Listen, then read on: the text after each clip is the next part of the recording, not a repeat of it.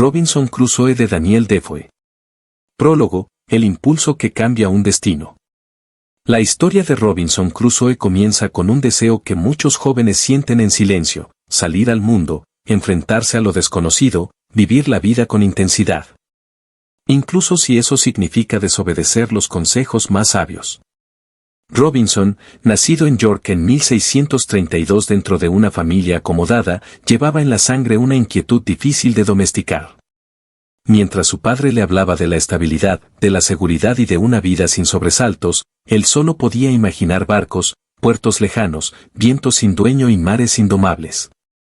A los 19 años, incapaz de resistir más la fuerza de su impulso, huyó de casa.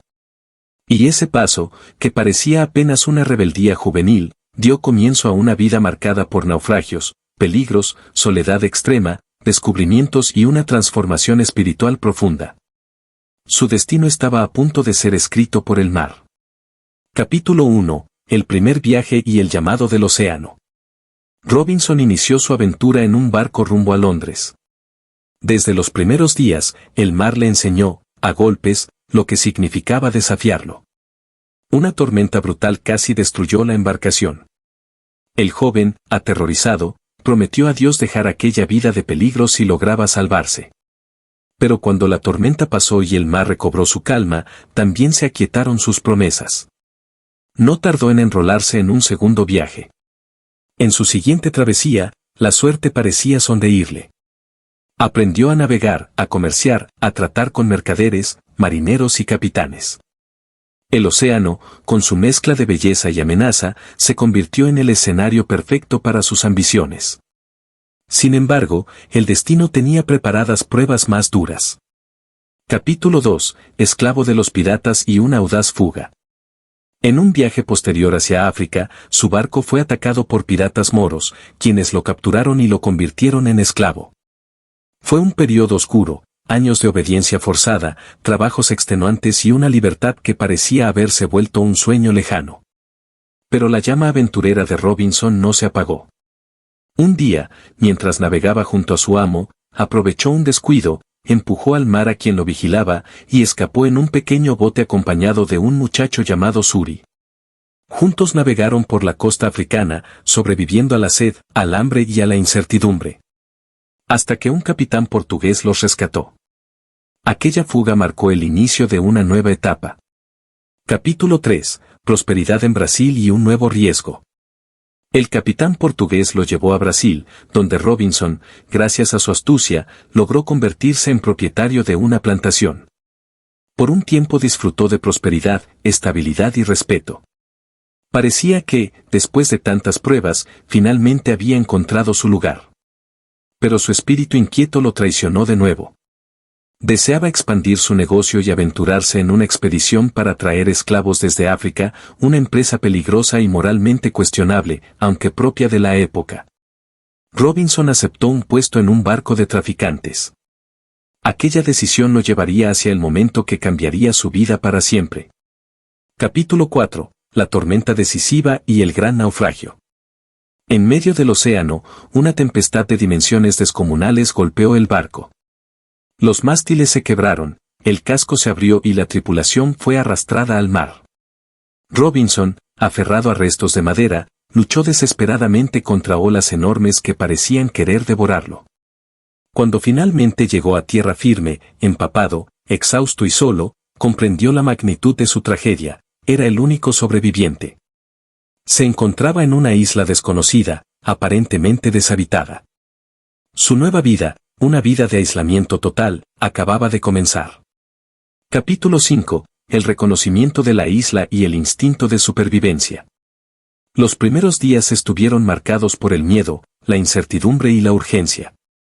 Robinson logró regresar al barco encallado y rescatar herramientas, armas, pólvora, ropa, madera, clavos y alimentos. Todo aquello se convertiría en el sustento de su supervivencia. Construyó un refugio improvisado en un acantilado, al que reforzó con troncos y barreras defensivas. Después erigió una especie de fortaleza, levantó cercas, trasladó cargamentos enteros de provisiones y comenzó a explorar la isla.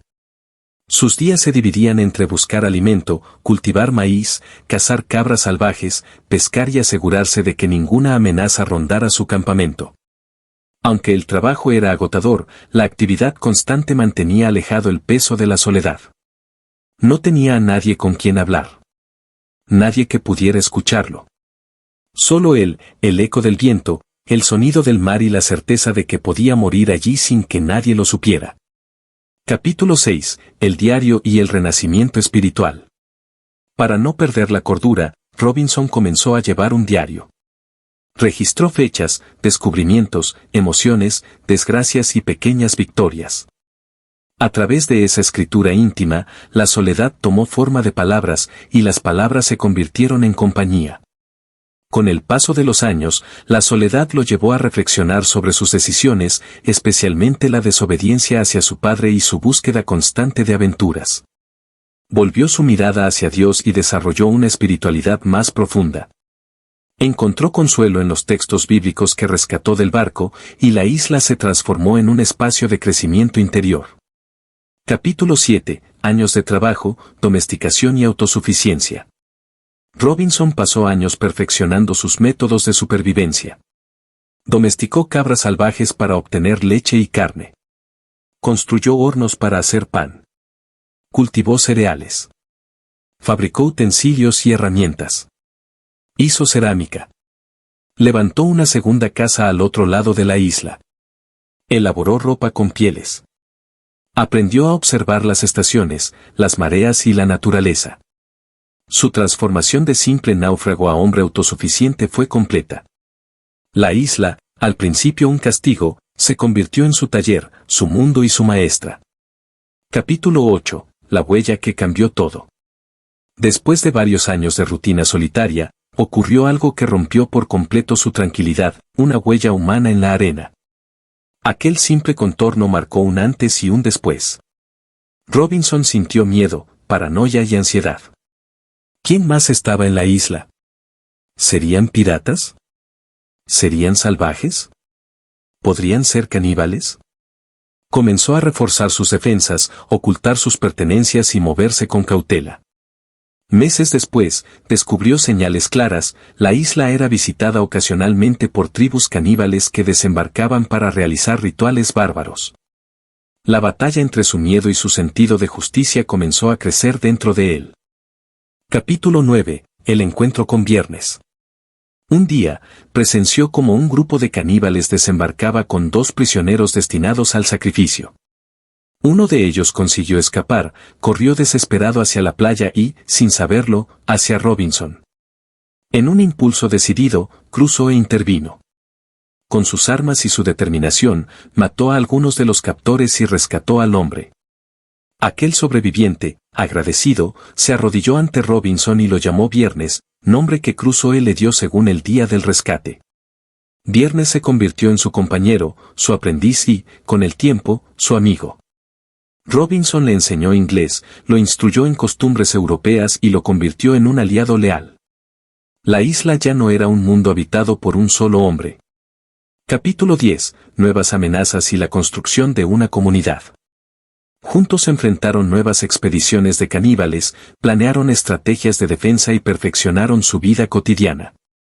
Viernes demostró ser valiente, hábil y leal, y la presencia de otro ser humano devolvió a Robinson algo que había perdido, el sentido de pertenencia. Tiempo después, rescataron a un español y descubrieron que había más prisioneros vivos en una segunda isla. Elaboraron un plan para rescatarlos, construir una embarcación y escapar. Todo parecía crecer, su comunidad, sus posibilidades y su esperanza. Capítulo 11. El motín y la oportunidad de volver. Mientras preparaban una expedición hacia el otro lado del mar, un barco inglés llegó inesperadamente a la isla. Pero no venía en paz, había sido tomado por amotinados que pretendían abandonar a su capitán y algunos oficiales en la isla. Robinson analizó la situación y decidió intervenir. Con astucia y liderazgo, ayudó al capitán original a recuperar el control del barco. El enfrentamiento fue tenso, estratégico y decisivo. Finalmente, los amotinados fueron sometidos. Agradecido, el capitán le ofreció a Robinson algo que no escuchaba hacía décadas. La posibilidad real de regresar a casa. Capítulo 12. El regreso a Inglaterra. Después de 28 años en la isla, Robinson Crusoe abordó el barco y dejó atrás su reino solitario, sus huertos, su fortaleza y los recuerdos que lo habían moldeado. El regreso a Inglaterra fue silencioso y emotivo. Nada era como lo recordaba, sus padres habían muerto, su familia se había dispersado y su antigua vida era apenas un reflejo en la memoria. Con la herencia de su plantación en Brasil, ahora administrada por otros, obtuvo suficiente dinero para vivir confortablemente. Pero las experiencias vividas lo habían cambiado para siempre. Ya no era un muchacho que buscaba aventuras sin medir consecuencias. Ahora era un hombre forjado por la adversidad, por la soledad, por la naturaleza y por una voluntad indomable. Epílogo, el legado del náufrago. La historia de Robinson Crusoe es más que un relato de aventuras, es un viaje interior. Es la prueba de que el ser humano puede adaptarse a lo impensable, sobrevivir a lo imposible y renacer en los momentos más oscuros. Robinson no solo venció al mar, a la naturaleza y a la soledad. Se venció a sí mismo. Y esa, quizá, es la más grande conquista que un hombre puede lograr. Suscríbete, comparte y dale clic a la campanita de las notificaciones para que te enteres primero de todos los libros que estaremos compartiendo.